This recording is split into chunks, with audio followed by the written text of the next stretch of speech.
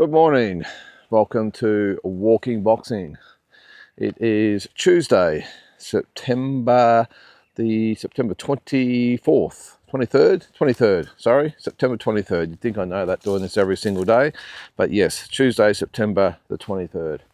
And another great episode of Talking Boxing last night. We continue to get really good numbers and increasing every week, which is great. And as always, great to hear from you with all your thoughts and opinions about what's going on in the boxing world. I'll get to some of the things we spoke about last night in a second. But firstly, on this day, I'm going to go back to 1995, and Manuel Medina, the Mexican champion, defeated Alejandro Gonzalez in Sacramento, California, for the world featherweight title. And 2022, Shakur Stevenson defended his world super featherweight title by defeating Brazilian Robson Conceição on points. And that fight took place in Newark, New Jersey. And going way back, we're going to go back to 1952, when Rocky Marciano, the Brockton blockbuster, knocked out Jersey Joe Walcott in the 13th round for the world heavyweight title. That fight took place in Municipal Stadium, Philadelphia. The thing I'm looking at on this, or with this fight on BoxRec, is the weight. World heavyweight title, and Marciano weighed 184.5 pounds. Now, put that in perspective, that's about 50 to 60 pounds, sometimes like more or less than the some of the big heavyweights that get around at the moment. I mean, some of them have been, 250, 260, 184.5. And Jersey Joe Walcott, 196.5 in the same fight. So back then, a very, very small heavyweight, which is why it's really hard to compare heavyweights from different eras. I know you can from probably the 70s onwards, I suppose. You had the heavyweights sort of getting up into the 220s, 230s. But when you've got fighters that are 50, 60, 70 pounds lighter, it's really hard. It's really hard. I mean, Marciano was 15 pounds shy of a cruiserweight, let alone a heavyweight. So I think we've got to keep that in perspective when we talk about, I'm not getting on my Rocky sort of soapbox here, by the way, but we've just got to be careful when we talk about Rocky, beating all the great fighters or the great heavyweights from yesteryear when he was so much smaller. I know he had a ton of heart, and it was literally almost built like a rock, wasn't he? But that's why I've always said it'd be really hard for him to beat the likes of the Tysons and Frasers and Foremans and Holmes and all those types of guys, just simply because of his size. I mean, make no mistake, he was a very courageous fighter. But yes, the weight would play a factor. Still a great champion though, 49-0, the only one to get there. I think the anniversary of his death was only a few weeks ago too, when he unfortunately died in that tragic plane crash. So a great champion his day was Rocky Marciano. All right, so on to the events of the day. And last night, look, obviously a lot of talk still about Canelo and Crawford. A lot of people still rubbing it in people's faces. It was constructive though. I think everyone, now the dust has settled, I think everyone's an expert in hindsight, including myself, I suppose, all with the different theories. I just said last night that looking back at the fight and the way it all went down and, the styles and all that sort of stuff, I just couldn't believe that what was I thinking, even thinking Canelo could win? I mean, that's where I'm at the moment. Crawford, I mean, obviously the weight and all that sort of stuff come into it, and inactivity and all sorts of things. But I mean, it's great in hindsight. But yeah, looking at the fight, I was like, how did I ever think Canelo could beat this guy? Crawford, just a great fighter, and lots of comparisons with Crawford. Again, I don't like the whole thing about fighting David Benavidez now. I just don't see the sense in Crawford fighting Benavidez, and it won't happen. I mean, I think it's a little bit ridiculous in my opinion. Even though, look, if Benavidez could make 168, yes, technically it sort of makes a great fight, but I mean, the size difference. I mean, you talk about the size difference with Canelo. Imagine what it would be with Benavidez. So I think it's one of those fights where Crawford, he's moved up to 168, won the belt, and he'll say, thank you very much, point proven, titles gained, I'm heading back down. That's what I think will happen with Crawford. I don't think it's a legitimate conversation. I know Turkey might come in and say, oh, well, here's another 60, 70, 80 million dollars. Yeah, I don't know. The way Bomac shut it down after the fight, I would tend to agree with him that it just doesn't make sense. And a lot of people, comparing also Morrell and Bivol and Beterbiev with, to fight Crawford. I just don't see the sense in it. And he needs to go back down. There is talk there was a little bit of excitement in the last couple of days about Janibek fighting Adames for the 3 belts, WBC, WBO and IBF. Then Crawford may be going down and winning those belts. And I think what Crawford would probably like is maybe, in an ideal world, is that he could have, maybe it's a rematch with Canelo, if that is the case. Another, probably, well, what do you get for this one? 50? So you'd think he'd probably at least go to 75, if not more, maybe even 100 if they split the 200. I doubt the fight makes the same amount of money as the previous fight, though, if I'm being honest. I think it'd be strictly a money grab. Fans would be like, yeah, that's great, but we've sort of been there and done that, so I don't think we really need that fight. But let's just say he did fight Canelo, Janibek fights Adames. Then what would be the ideal situation, I think, for Terence Crawford is a winner of Janibek and Adames to fight Erislandy Lara. All of a sudden, we've got an undisputed champion. Terence Crawford goes back down, says thanks very much, and becomes a 4-weight undisputed champion, which is just something I never thought we would see. Now, I know we're a long way off that, by the way, but imagine if it did happen. 3 is unbelievable enough, let alone 4. In this day and age of trying to get these belts together, 4 different champions trying to all come to terms, trying to get in the ring and the timing to work out, all that sort of stuff, and then to win all the belts. Just an amazing feat it would be if he managed to do it 4 times, and it's a possibility. I think the fact there's 3 belts here, I think he would still back himself to go back down and win the 3 belts. But just imagine if it was 4, just amazing. And the comparisons have also appeared about Floyd Mayweather, how we would go with Floyd Mayweather and who's the greatest. I think, look, it's one of those situations where you don't really want to rate either one of them. You've got one that was, 50-0, one's 42-0. Just 2 unbelievable fighters. The IQ of these guys is just off the charts. I still think, in my opinion, that Mayweather is above Crawford, but geez. And there's even been talk they could even fight. I don't think that's the case, although Floyd Mayweather has teased in the last sort of week or so that he might come back. But at 48, I think he is, nearly 49. I'm not sure that's a great decision to fight someone like Terence Crawford. I know he's 36 or 37, whatever he is, but still sort of, it almost looks like he's still in his prime, Crawford, doesn't he? So, but, head to head as a dream fight, yeah, geez, what a fight it would be. I think I might have actually done a dream fight on this, by the way. I still think Mayweather for me, but geez, what a fight that would be. So many of those dream fights just look back at and go, wow, how good would those fights have been? So anyway, I think we did a segment with Crawford, didn't we? On these episodes, the dream fights, where we matched him up with all the greats. So yeah, but yeah, I think that's the best point of call for Terence Crawford.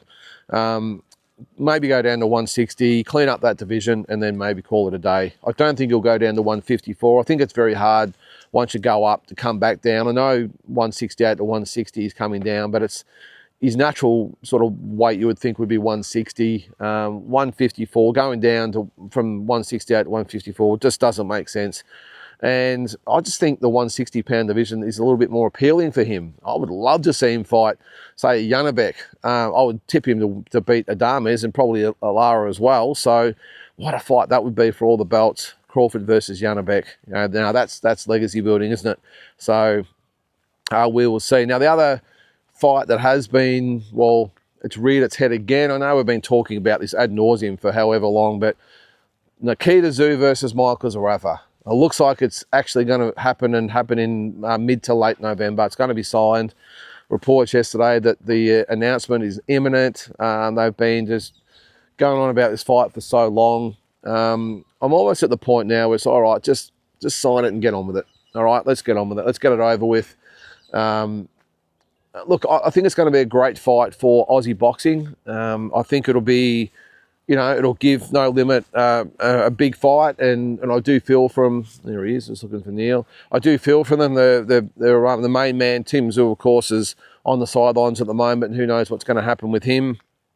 So I feel for them, or feel good for them, that they're going to get a super fight, not the super fight they wanted, but they're going to get a super fight, and it'll be big. I still think it's going to be.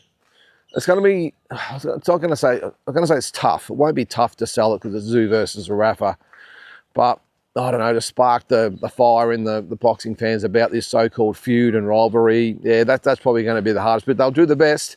George Rose will put on the Don King wig and do his absolute best, won't he? I mean, Michael Zarafa's already started it. I mean, I nearly spat my coffee out the other day when I read that he said that, what a big fight it was, and it's gained even so much interest overseas. Nikita Tszyu versus Michael Zarafa gaining interest overseas. Yeah, I don't think so.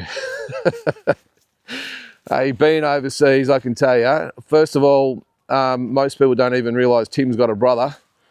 And when they mention Michael Zarafa, it's like, oh, isn't that guy that got splattered all over the ring by Lara? That's the sort of mindset towards both fighters. So, hey, big fight here in Australia. Big fight. And I think it'd be great. As I said, for both guys, they're going to earn some big money. Great for No Limit. But let's just keep it real. Overseas, it's not a big fight. It's not even on anyone's radar. Not that matters. Not that matters. I don't want to be a killjoy. But let's just keep things in perspective. People overseas could not give a shit. But hey, no one really cared about Green Mundine either, and look what sort of fight that was. That was massive. That was massive. So I'm all for the Aussie boxing scene, and it's going to be great. I suppose the big questions is, who's on the undercard and all that sort of stuff. It should be a massive event. I think they're talking about maybe foregoing the Melbourne show that was supposed to be next month and just focusing on this show and putting the big fights on that one card, which I think will be awesome. And yeah, look, I know it probably seemed like I'm sort of trying to run it down a little bit, but yeah, I don't know. I'm glad it's happening for Australian boxing. I really am. I'm glad it's happening for all the fans out there, and they deserve a big fight, a big fight night. And as I said, No Limit probably deserve it too after what they've gone through in the last couple of years with Tim Tszyu. But the arguments or the discussions last night was, who wins, and I've been asked numerous times about it. And look, I'll say now that I think Nikita Tszyu wins that fight pretty comfortably. I don't want to seem like I'm always running Michael down, but I'm just sort of seeing or telling it the way it is. And I think Michael's a very, very good fighter, but I'm just sort of putting it out there. He's apart from Jeff Horn, 6 years ago, and it was a great effort by Michael, fantastic effort, but hasn't had a definitive world-class win since.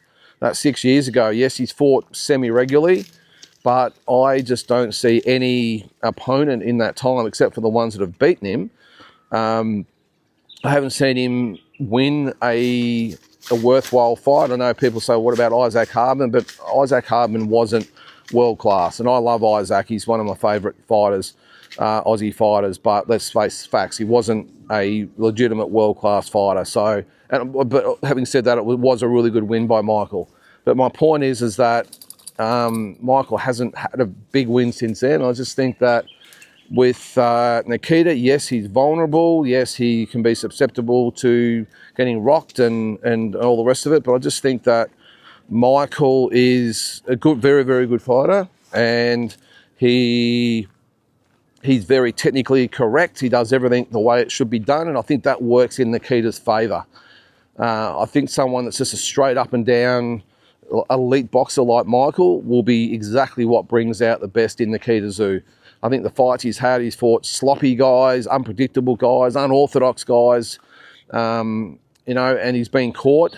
But even though the last fight only went one round, I did see some improvements in his technique, but whether he can hold his shape for 10 or 12 rounds, whatever it is another thing. And that's probably the other thing with Nikita too. I think it'll be 10 rounds. Has he gone 10? I think he hasn't he? But either way, I know Michael will have no dramas getting there. But that's no disrespect to Michael as far as the fight goes. I just think Nikita Tszyu with someone like Michael Zarafa, I think you'll see him shine with someone that's just that technically correct fighter like Michael is. I think that will help Nikita in his quest to win. And I just think head to head, I just think Nikita will carve Michael up and possibly even stop him weight. Having said that, I mean, there's always the danger of Michael's pulling out a punch, and as I said, Nikita is vulnerable to a punch that can rock him. And I will say about Michael, when he gets you rocked or in trouble, you're out of there. He's a very, very good finisher. He plants the feet, he just lets them go, and he bombs you out. So that's is a danger for Nikita, but it's a danger in any single fight featuring any fighter that you get caught. So that is my prediction. I think Nikita Tszyu wins the fight, but you know it is a big test for Nikita. And I know a lot of people saying it might be a step too far. Yeah, I'm not so sure.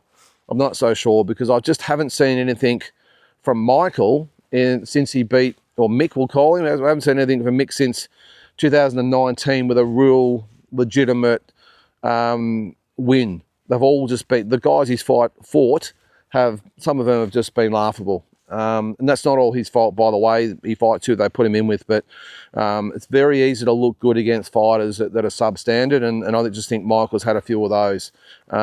Massive test for Nikita Tszyu. I'm not trying to really tear down Michael, but I'm just sort of telling it the way I see it. And he's been good for Aussie boxing. I'm sure this will be a massive event as far as his involvement, as far as, he talks it up and he'll make the fight.